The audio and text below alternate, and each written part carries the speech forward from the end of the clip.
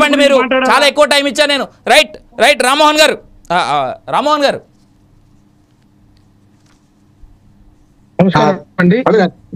రామారావు గారు, రామ్మోహన్ రావు గారు, రామారావు గారు నేను మళ్ళీ వస్తాను దగ్గరికి. రామ్మోహన్ గారు మాట్లాడిన తర్వాత మాట్లాడితే బాగుంటది అనుకున్నాను, కానీ మీరు అడిగారు కనుక చెప్తాను. ఎందుకంటే ఇష్యూ నేను 50 ఏళ్ళ జర్నలిస్ట్ కనుక నేను మాట మాట్లాడతాను. ఇష్యూ మీదే పోదాం.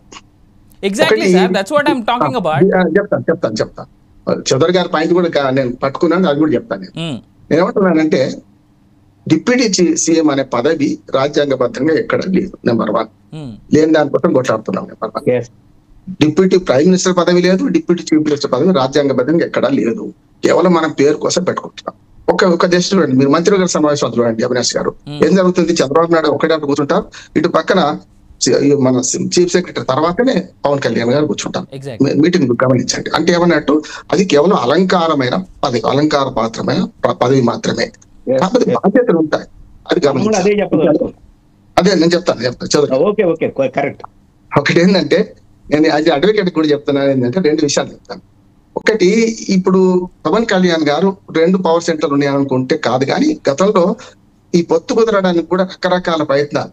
రామారావు గారు క్షమించారు, నేను రాజకీయం కూడా మాట్లాడతాను కనుక, ఆనాడు ఏదైతే వైసీపీ కొంచెం ఒక రకంగా చెప్పాలంటే ఇద్దరి మధ్యన విభేద వ్యవస్థ బాగుంటుండే, కలవకపోతే బాగుంటుంది అని ఆలోచన చేశారు. నిజంగా చెప్పాలంటే ఒక ఫెవికాల్ లాగా ఒక ఇద్దరి మధ్యన, అంటే టీడీపీ బీజేపీ మధ్యన అచ్చు చేశారు. ఒక రకంగా మ్యాన్ ఆఫ్ ది మ్యాచ్ అంటే ఎవరంటే ఆయనే. కానీ మొదట్లోనే అవినాష్ గారు, మొదట్లో మంగళగిరిలో ఎంత బాగా మాట్లాడారు పవన్ కళ్యాణ్ గారు అంటే, ఇది మనకు ముళ్ళ కిరీటం, ఇప్పటిదాకా ఈ పొత్తు చెడగొట్టాలని చాలా మంది చూసినారు, ఇప్పుడు మన మీద బాధ్యత ఉంది, మనకు బాధ్యత తిరిగి మాట్లాడాలి. కానీ మధ్యన 2-3 అపశృతులు దొరికినాయి. మొట్టమొదటి అపశృతి ఏంటంటే మన అనిత గారు హోమ్ మినిస్టర్ వారిని అవమానించాడు. పరంగా చెప్పాలంటే అది కొంచెం దురదృష్టకరమే. ఎందుకంటే నేను హోమ్ మినిస్టర్ అయితే నేనే తీసుకుంటా అని మాట్లాడడం కొంచెం అధికార కేంద్రాలు 2 అవుతున్నాయి అనే అనుమానం మాలాంటి వాళ్ళకి వచ్చింది. అదొకటి అపశృతి. రెండోది తిరుపతి లడ్డు విషయంలో కూడా సనాతన ధర్మం అని రకరకాలుగా అది బీజేపీ వైపుతున్నాడు, ఇటు పోతున్నాడు, ఈ 2 తప్పటడుగులు వేశాడు. కానీ ఇప్పుడు గత 3-4 నెలలుగా పవన్ కళ్యాణ్ గారు చాలా బాధ్యతగా వ్యవహరిస్తున్నారు, చాలా హుందాతనంతో ప్రవర్తిస్తున్నారు. దాన్ని అభినందించాలి. ఇప్పుడు కూడా 10 ఏళ్ల పార్టీ అభిమానం, రకరకాలుగా పోటీ చేయక 5 ఏళ్ళు ఉన్నాడు, పొత్తులో ఉండి కూడా పోటీ చేయకుండా 5 ఏళ్ళు ఉన్నారు. పోటీ చేసే క్రమంలో రెండోసారి మళ్ళీ విడిపోతే చెడిపోతాం సినిమా చూసినాం, మొదటి కలిసి ఉంటే కలసుగా సినిమా చూసినాం, మూడో దానికి వచ్చేసరికి మళ్ళీ కలిస్తే తప్ప జగన్మోహన్ రెడ్డి ఓడించము అనే ఒక సూత్రం మీద పొత్తు కలుపుకున్నారు, ఎన్డీఏ కూటమి చేయడానికి గెలిచారు. నేను చెప్పిన ఆ 2 అపశృతులు మినహాయిస్తే ఇటీవల బాగా ఉంటున్నారు. ఇదేంటంటే దయ్యం వచ్చి కయ్యం పెట్టిందని సామెత మన అవినాష్ గారు. ఇక్కడ ఏమైందంటే, ఇప్పుడు డిప్యూటీ చీఫ్ మినిస్టర్ అని అడిగితే మళ్ళీ చీఫ్ మినిస్టర్ అడుగుతున్నారు కదా, నువ్వు ఒకటంటే నేను 2 అంటున్నారు.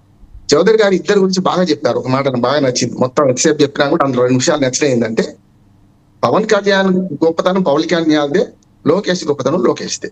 ఒక మాస్ లీడర్, ఒకరేమో క్లాస్ లీడర్ అని చెప్పేశారు. నేను చెప్తున్నాను దాని అర్థం. అంటే మాస్ లీడర్ ఎవరు? పవన్ కళ్యాణ్ కు కులబలం ఉన్నది, ఎక్కడికి పోయినా చరిస్మా ఉంది, చంద్రబాబు నాయుడు కంటే ఎక్కువ ప్రజాకర్షణ శక్తి ఉన్నది. అన్నిటికంటే ముఖ్యం ఎన్డీఏ కూటమిలో ప్రధాన భాగస్వామి అయినా కాకపోయినా తక్కువ సీట్లున్నా ఇవాళ మోడీ తను ఏం చెప్తా చేస్తాడు. ఇది కూడా ఉంది. నేనేమంటున్నానంటే బీజేపీ దగ్గర ఎవరికి పలుకుపడేకుందంటే చంద్రబాబు నాయుడు కన్నా చంద్రబాబు నాయుడు అనుభవాన్ని 45 ఏళ్ళ ఇండస్ట్రీని గుర్తిస్తారు మోడీ గారు. కానీ బోడాగా ఉండే పవన్ కళ్యాణ్ చెప్తే వినాలనే ఒక మాట మన విశాఖపట్నం సభలో తెలిసింది కదా మనకైతే. విశాఖపట్నం సభలో ఇద్దరికి విలువ ఇచ్చారు.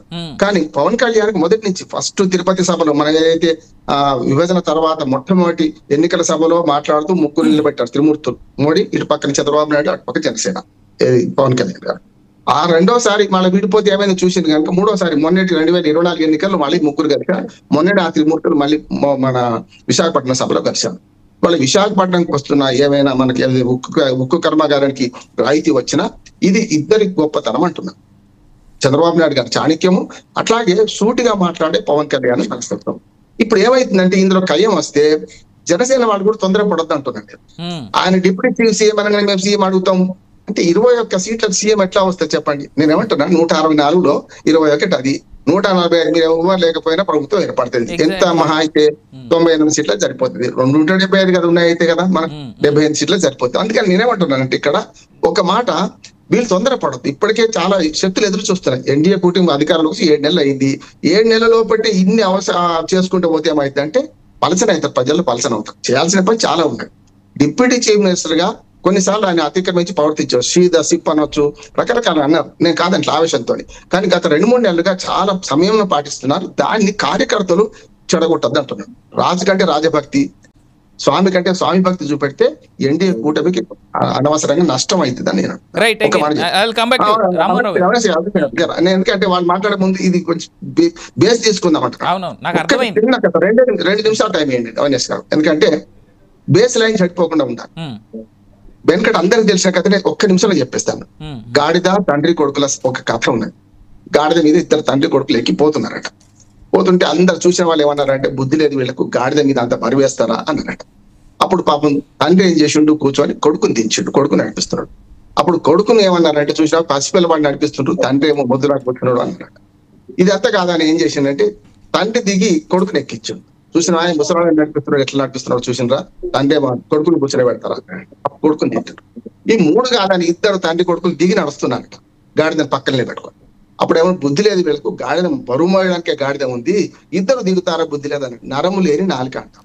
ఇప్పుడు 2 కనుక ఒక డిప్యూటీ సీఎం ఒక సీఎం గా గాడిద మీద కూర్చుంటే, గాడిద అంటే పదవి అంటే గాడిద అంటే గాడిదని అవమానించకండి. గాడిద కూడా ఆత్మగౌరవం ఉంటుంది. గాడిదాన్ని మనం తిట్టుగా వాడుకుంటాం. గుర్రం గాడిద ఒకటే, పశువులే 2 కనుక ఏదైనా ఒక బరువు మోయాల్సిన బాధ్యత ఒకరు మోస్తే వేరుగా ఉంటుంది. 2 అయితే నేను చెప్పిన విమర్శలు వస్తాయి. పవన్ కళ్యాణ్ గారు కూడా దిగే నడుస్తున్నాడు. ఇప్పుడు పవన్ కళ్యాణ్ గారు అధికారం అనే పీఠ మీద కూర్చొని, సీఎం అంటే చంద్రబాబు నాయుడు గారు అంటారు, పవన్ కళ్యాణ్ అనరు. కనుక ఇప్పుడు ఏం చేయాలంటే రకరకాల మాటలు వస్తుంటాయి. మరి డిప్యూటీ సీఎం అని అనడమే తప్పు అయితే సీఎం ఏమైతామని ఇంతకన్నా తప్పు అవుతుంది నేను అంటాను. ఇది కరెక్ట్ కాదు కదా. ఇప్పుడు డిప్యూటీ సీఎం ఎంతమంది ఉన్నా గతంలో చూసాం కదా సార్, 5 డిప్యూటీ సీఎంలు ఉండేవాళ్ళు చూసామా, మనం గత ప్రభుత్వంలో చూసినాం కదా. ఏం విలువ చెప్పండి, వాళ్ళు కనీసం గుర్తుపడతామా, మాట కూడా కదా. అందుకని నేను ఒక ఆఖరి మాట చెప్తాను, ఇది అనవసరంగా నేను పెంచుకోకండి. ఎన్డీఏ కూటమిలో పీటలు వాడడానికి ప్రయత్నం చేయండి. ప్రతిపక్షానికి ఎప్పుడు అవకాశం, ఇప్పుడు రాజకీయ పార్టీ సన్యాసులు చూద్దాం సార్. ఇప్పుడు ప్రతిపక్షాల మాట కూడా వినేటువంటి ప్రయత్నం చేద్దాం. రామారావు గారు నమస్కారం అండి. నమస్తే.